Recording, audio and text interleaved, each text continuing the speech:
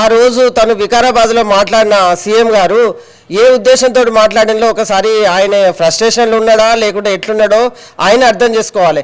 మేము తెలంగాణ, నేను వరంగల్ జిల్లా ఉద్యమకారులండి. మేము 2001 నుంచి కూడా మేము ఉద్యమంలో పనిచేసిన వాళ్ళం. మాకు ప్రతిదీ తెలుసు. నిన్న మొన్న వచ్చిన సీఎం గారు మేము సీఎం అని చెప్పని రెస్పెక్ట్ ఇచ్చినాం. సీఎం రేవంత్ రెడ్డి కాదండి, చీఫ్ రేవంత్ రెడ్డి గారు. ఆయన ఆ మహిళల గురించి ఏ విధంగా మాట్లాడుతున్నారో మొన్న వికారాబాద్లో మాట్లాడిన విషయం ప్రజలందరూ, మహిళలందరూ చూసిండ్రు, రాష్ట్రంలో మహిళలందరూ చూసిండ్రు. మరి ఎందుకు నోరు మెదవడం లేదో అర్థం కావట్లేదు. మహిళలకు తెలంగాణ టీఆర్ఎస్ పార్టీ వాళ్ళు చీరలు ఇచ్చినాయి. ఆ చీరలు ఏమన్నా తలుపులు పెట్టి కట్టుకునే చీరలేనా అని ఒక వాక్యాన్ని ఇచ్చాడు. మరి తలుపులు పెట్టి కట్టుకోకుండా చీరలు మహిళలు ఈ తలుపులు బార్లో తెరుచుకొని చీరలు కట్టుకుంటారా? మరి దాని మీద మహిళలందరికీ మీకు ఎవ్వరికి కూడా రేషం పౌరుషం ఏం ఉంటలేదా? మరి మీరు ఎందుకు మాట్లాడడం లేదు? మళ్ళీ మేము మహిళలకు అది చేసినాం ఇది చేసినాం అని చెప్పి రేవంత్ రెడ్డి గారు మా చెల్లెళ్ళు మా వాళ్ళు మేము ఇచ్చిన చీరలు కట్టుకొని పావురాల్లా కనబడుతున్నారు అనడంతో ఎంతమందికి ఇచ్చిన రేవంత్ రెడ్డి గారు మీరు? కనీసం మీరు డాక్రా గ్రూప్ మహిళలకు మీ ఒక వికారాబాద్లో ఒక 25% వాళ్ళకు కూడా రాలేదు. అటువంటిది వేరే జిల్లాలలో కానీ వేరే ఊర్లలో కానీ ఎవరికి డాక్రా గ్రూప్ మహిళలకు కూడా రాలేదు. ఇంకా మామూలు మహిళలకు ఏమి ఇచ్చిల్లని మీరు? అదే టీఆర్ఎస్ పార్టీ వాళ్ళు ఏ పండుగ కానీ ముస్లిం పండుగ అయితే ముస్లిం వాళ్ళకు, క్రిస్టియన్స్ పండుగ అయితే క్రిస్టియన్స్ వాళ్ళకు, హిందూస్ పండుగ అయితే హిందూస్ వాళ్ళకు వాళ్ళ పండుగలను వాళ్ళ ఆలోచించుకొని వాళ్ళకు పండుగ రాకముందే వాళ్ళందరికీ చేర్పిళ్ళు.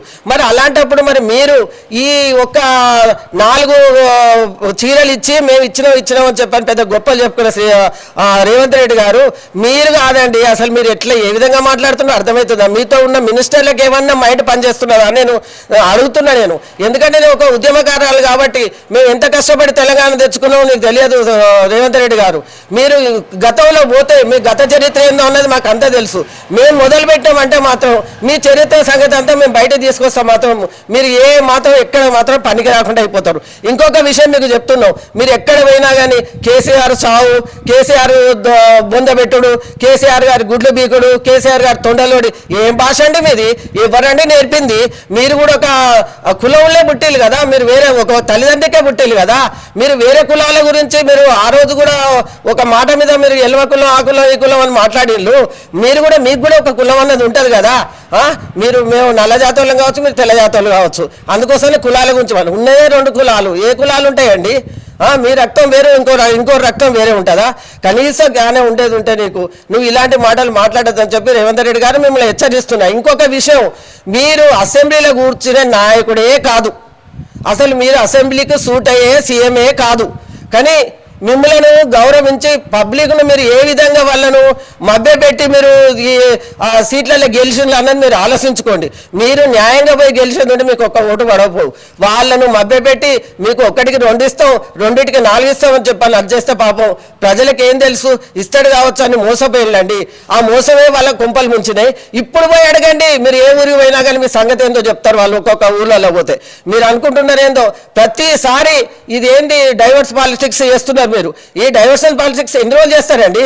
మా అంటే కొన్ని రోజులు నడిచింది మీది. ఇక నడవనివ్వం కూడా. మేము ఇన్ని రోజులు మేము ఉద్యమకాలం కాముకున్నాం. మళ్ళీ మేము యుద్ధం మొదలు పెట్టినాం అనుకుంటే మీరు ఎక్కడికో ఫరారైపోతారు. అది గుర్తుపెట్టుకోండి. చంద్రబాబు నాయుడు అటువంటి వాడే పోయిండు. మీరు పెద్ద లెక్క కాదు మాకు. కానీ మీ మర్యాద మీకు ఇచ్చిన ఒక చీఫ్ మినిస్టర్ కదా, చూద్దాం. పబ్లిక్ కూడా ఏమన్నారు, మీరు 9 సంవత్సరాలు 10 సంవత్సరాలు పాలించిళ్ళు, వాళ్ళకు 2 సంవత్సరాలే ఇచ్చిండు కదా, ఆగండి అన్నారు. అందుకోసమే కాముకున్నాం. 2 సంవత్సరాలు నువ్వు ఏం చేసిందండి? మీ కాంగ్రెస్ ప్రభుత్వం ఏం బీకిందండి? ఇప్పుడు నేను అడుగుతున్నా, ఏం చేసి మీరు చెప్పులు? మీ గ్యారంటీలు ఏవి? మీ హామీలు ఏవి? మీరు 6 గ్యారంటీలు ఇచ్చిల్లా?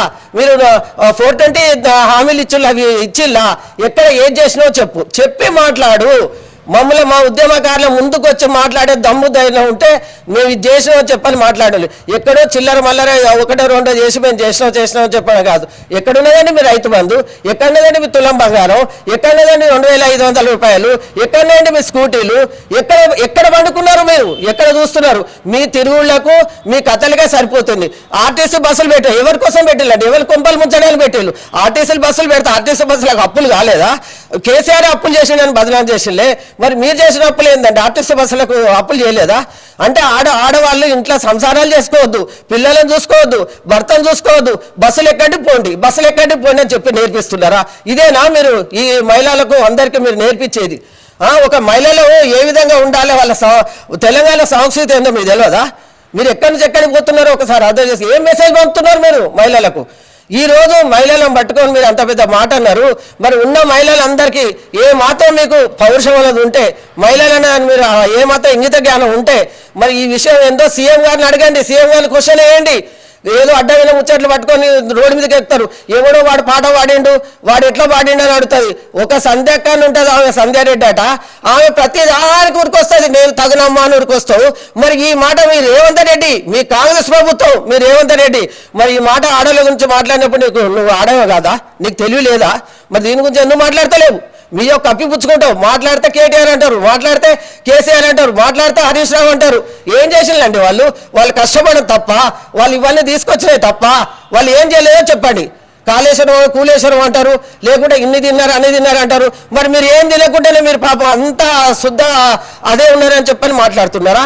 ఇక ముందు ఇలాంటి పిచ్చి పిచ్చి మాటలు మాట్లాడితే రేవంత్ రెడ్డి గారు ఇప్పటికి కూడా గౌరవించి మేము మాట్లాడుతున్నాం.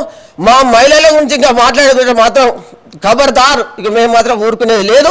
మీ కాంగ్రెస్ మాత్రం బొంద పెడతాం.